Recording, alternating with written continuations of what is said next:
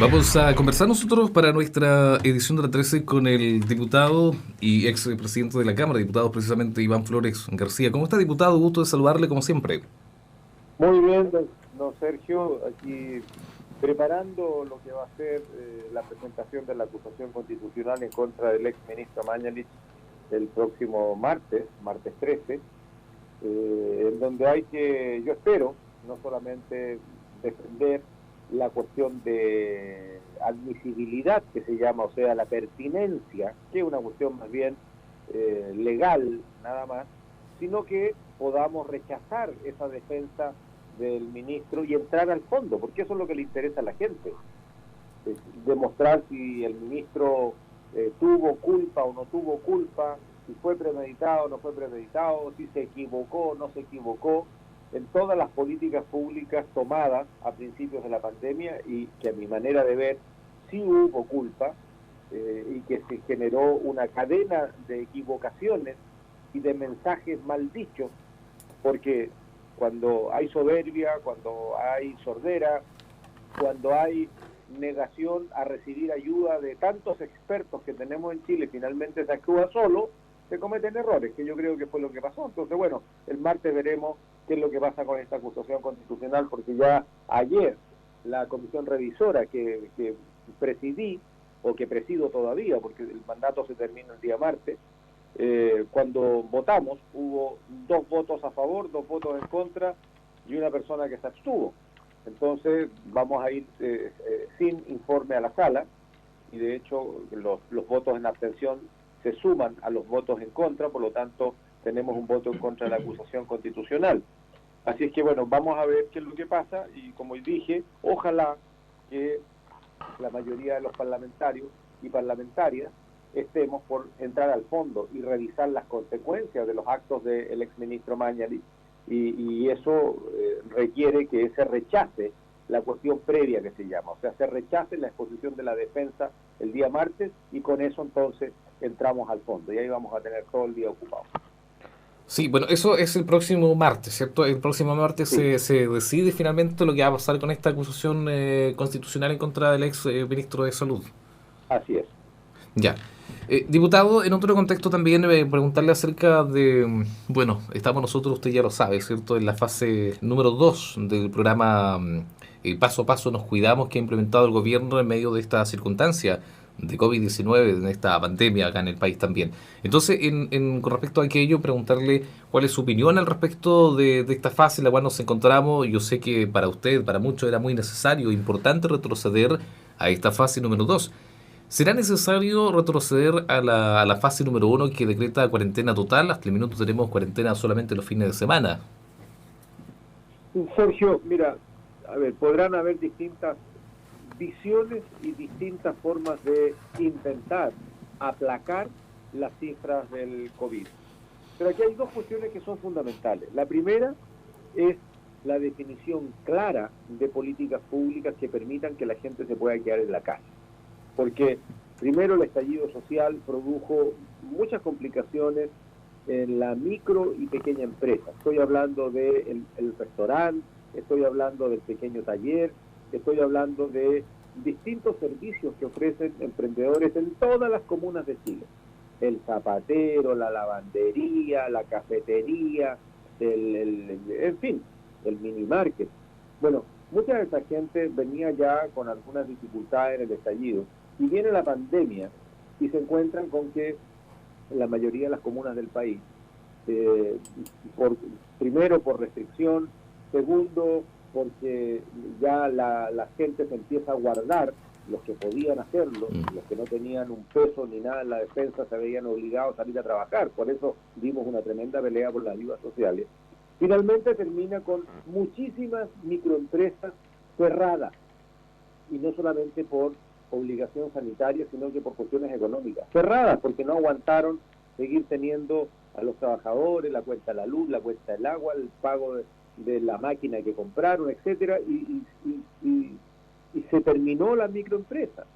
Bueno, esa es la cuestión económica que tuvo mucho que ver, digamos, con la molestia que muchos de nosotros tuvimos con el gobierno, que fue tremendamente lento y errático a la hora de definir salidas económicas. O sea, recordemos que la primera ayuda fueron 50 lucas después de 2 meses de estar peleando el bono COVID, o cuando llegó el FOGAPE, que lo hicimos pero en el momento mismo que el gobierno lo presenta. Esto no va a servir, y no va a servir porque solamente apunta a los microempresarios.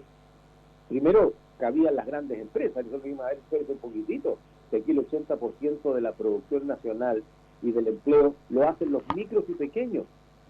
Entonces, apuntemos para allá, y ahí obligamos al gobierno a que a lo menos la mitad de los recursos vayan a la micro y la pequeña empresa, porque si no, un par de grandes empresas, para variar, iban a recibir apoyo, iban a recibir después perdonazos, etcétera, lo que hemos visto históricamente en Chile.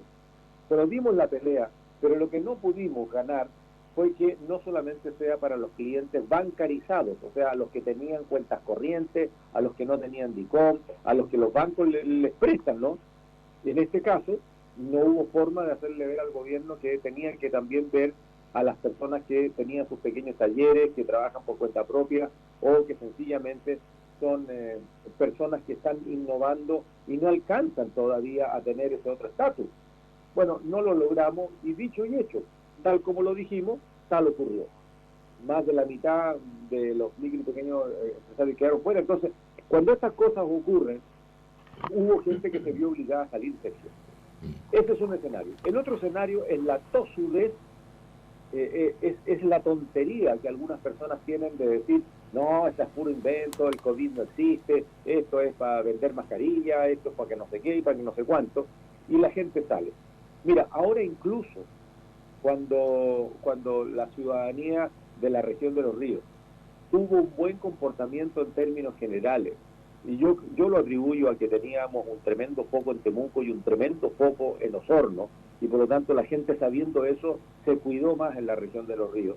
Teníamos buenas cifras, 3, 4, 5 contagiados diarios, la mayoría de nuestras comunas con cifras muy bajas, había comunas que había días en que no tenían ningún contagiado, etcétera.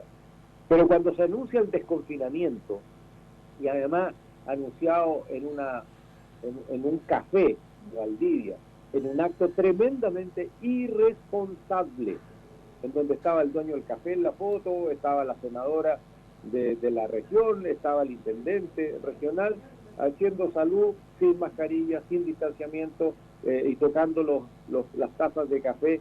En fin, no era la manera de iniciar un desconfinamiento.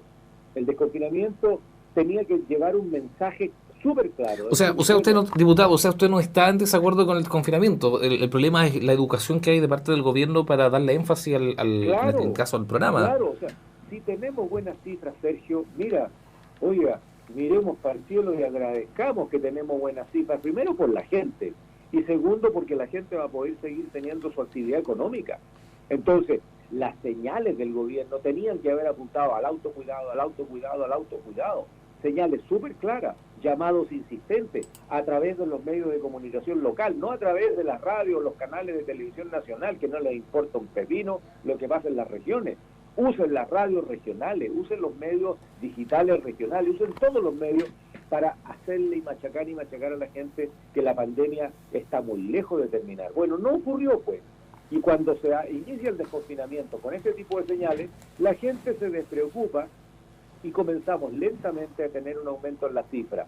¿Pero qué ocurrió para Fiestas Patrias? Bueno, lo mismo que pasó para el Día del Padre, lo mismo que pasó para el Día de la Madre, sobre todo el de la Madre, es donde empezaron a aparecer focos cuando hijos o parientes visitaban a sus familias viniendo de Santiago. ¿Cuántas veces yo reclamé el relajamiento que había en algunas aduanas sanitarias? En fin, que si yo viajo toda la semana, como ustedes saben, hacia Valparaíso, y lo hago por tierra, y no me detenía nadie viniendo de Santiago para acá. Entonces, bueno, con todo esto, cuando vienen las Fiestas Patrias, nosotros lo advertimos, Sergio, y lo dijimos con toda claridad: cuidado, porque estamos viendo mucha gente transitar por la calle, mucha gente haciendo filas por distinta naturaleza y sin distanciamiento social. O sea, la gente que va a la FP, la gente que va a la notaría, la gente que va a hacer sus trámites, muchos de ellos no tienen el cuidado del distanciamiento social, y uno ve la fila uno atrás de otro, y algunos de ellos incluso sin mascarilla todavía, u otros con las mascarillas mal puestas. Entonces, esa conciencia de las propias personas ha hecho que, junto con políticas públicas bastante, yo diría, laxas, muy sueltas, finalmente terminan en lo que tenemos hoy día, con 40, 50, 60 contagiados diarios, con un hospital base Valdivia muy cercano a su capacidad máxima, a su límite, ¿cierto? Porque tenemos todas las camas ocupadas. Las camas normales hospitalarias, Sergio, están a menos distancia de lo que exige la norma. La norma exige que haya una cierta cantidad de metros entre una cama y otra, y en el hospital base ya los tenemos más apretados. Si colocamos una cama crítica más, o un ventilador mecánico más, por así decirlo, hay que eliminar 2 o 3 camas normales, porque esa cama crítica necesita mucho más espacio, ¿no? Por los equipos que lleva. Se están postergando cirugías, hay, entiendo, cerca de 4.500 cirugías postergadas, porque están siendo ocupados los pabellones, parte de sus equipamientos también, en fin, para poder estar preparados para contener a la gente que llega a la UCI o a la UTI. Y en este momento hay 4 o 5 personas que se mantienen conectadas al ventilador mecánico, y aunque se instalen más ventiladores mecánicos, si seguimos manteniendo esta cantidad de contagiados, podemos saturar fácilmente nuestro hospital y van a tener que empezar a mandar gente para otras regiones. Claro. Y la explicación es muy simple, Sergio. Exacto, mira, eso puede ocurrir sin duda alguna. Sí, le escucho, diputado. Sí, mira, en la región de Los Ríos, cifras regionales, no estoy hablando de cifras ni de España, ni de otros países europeos donde están muy complicados también, cifras de la región de Los Ríos. De cada 100 personas que se contagian, entre el 8 y el 10%, o sea, alrededor de 10 personas, van a parar al hospital. Y de esas 10 personas que van a parar al hospital, aproximadamente la mitad, o sea, 4 o 5, terminan en la UCI, que es lo que nos está pasando. Entonces uno dice, bueno, si todos los días estamos con 40 o 50 personas, multipliquemos, o sea, cada 2 días podrían estar llegando 8 o 10 personas al hospital. Y mira los brotes que tuvimos en Panguipulli cuando se llenó de gente para el 18 de septiembre, me lo decían los dirigentes sociales. Oiga, se nos llenó de gente Santiago, ¿de dónde salieron? ¿Cómo entraron?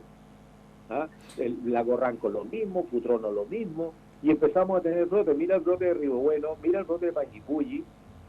Payaco, muy altas. Acá nosotros también. El brote en Payaco. Sí. ¿Se fija? Entonces, cuidado con esto, porque ¿Diputado? Estamos muy recontra lejos sí. de terminar la pandemia, y la gente tiene que entender, por difícil que sea, que no solamente uno tiene que guardarse, sino que también los jóvenes. Mira, conozco fiscalizadores que han estado chequeando los fines de semana y que han sido amenazados, que han sido insultados, principalmente por jóvenes, que no están ni ahí, vienen saliendo de un carrete temprano en la mañana, el día domingo me contaban 2 fiscalizadores, los pararon, les pidieron que por favor se pongan mascarilla, y lo que hicieron fue amenazarlos, intentar pegarle, y los insultaron, y después salen corriendo. Diputado, el tema del hospital también es responsabilidad de los padres. Sin duda alguna, totalmente de acuerdo, diputado. Creo que ahí va un tirón de oreja para los papitos de repente en ese sentido, porque muchos de ellos son menores de edad. Diputado, a eso se suma lamentablemente ciertos problemas en los hospitales. Bueno, me refiero al hospital de Valdivia, lo que pasa acá en la región de Los Ríos. Trabajadores de la empresa contratista, hay una empresa contratista del Hospital Base Valdivia que, bueno, se están manifestando durante estos días exigiendo mejoras laborales ya prácticamente durante el transcurso de esta semana, y tras ello han decretado una huelga legal. Entonces igual es preocupante esto porque estamos en en plena pandemia, en circunstancias tan complejas, y que, bueno, estos trabajadores que con justa razón ya vienen reclamando hace mucho tiempo por mejoras salariales, bonos también que son importantes para ellos en el ámbito de la salud. Nosotros fuera de micrófono hablábamos hace un momento atrás acerca de lo importante que es que se reconozca el trabajo realmente de los trabajadores en el área de la salud, y que de repente no se hace acá en nuestro país. Tienes toda la razón, Sergio. Y esto es tan delicado como que, por ejemplo, cuando crecen las ciudades, aumentan las demandas por servicio, las condiciones de vida van mejorando de nuestra gente, las instituciones empiezan a crujir por todos lados. Mira los municipios, por ejemplo, que tienen que comprar servicios externos. ¿Y esto qué significa? Que muchos servicios de aseo, por ejemplo, los recolectores de basura no son funcionarios municipales. Mucha gente que trabaja en jardines, en aseo y ornato del municipio, de los municipios, tampoco son funcionarios municipales, son trabajadores de una empresa que le vende un servicio a la municipalidad. Por ejemplo, la municipalidad dice, mire, necesito contratar los servicios de recolección de basura. Ahí no se presenta don Pedro, don Juanito, don Óscar, don Sergio, no se presentan personas a contratarse, se presentan empresas. Y estas empresas contratan a sus trabajadores, que son trabajadores privados, son trabajadores que se rigen por el Código del Trabajo. Y como las licitaciones duran a veces más de un año, como en el caso que usted menciona del Hospital Base Valdivia, el hospital tenía tremendas dificultades para poder tener el personal que un hospital necesita. Y como no les dan planta, que ha sido un problema no solamente de este gobierno, del anterior y del anterior, porque nunca tuvimos la mayoría en el Congreso para modificar la ley de planta de los trabajadores públicos, y tenemos un lío de marca mayor, y en el periodo anterior logramos hacerlo en algunos servicios. También tuvimos discusiones fuertes con el gobierno, que era mi gobierno en hace tiempo.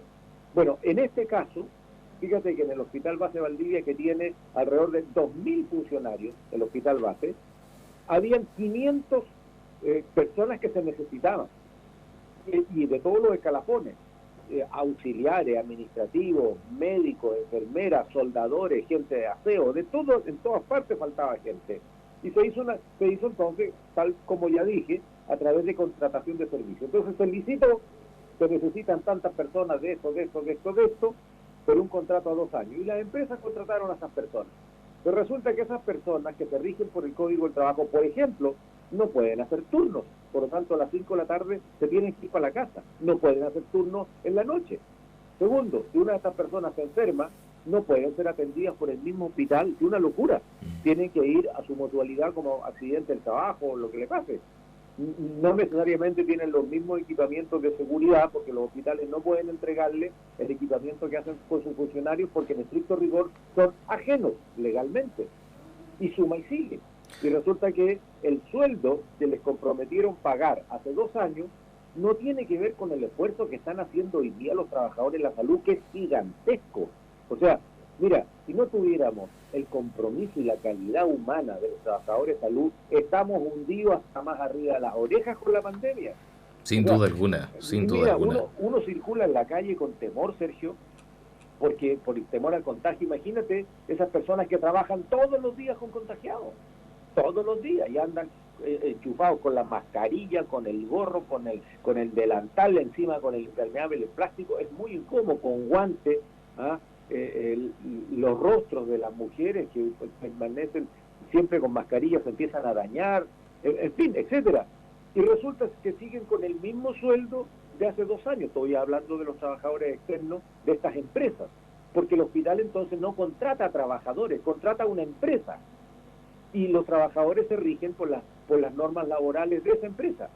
Y en el caso de la huelga que hoy día tienen los trabajadores en Valdivia, fíjate, no tienen derecho a locomoción, al bono de locomoción, no tienen derecho al bono de alimentación, no pueden ser atendidos en el mismo hospital, fíjate, no pueden hacer turnos.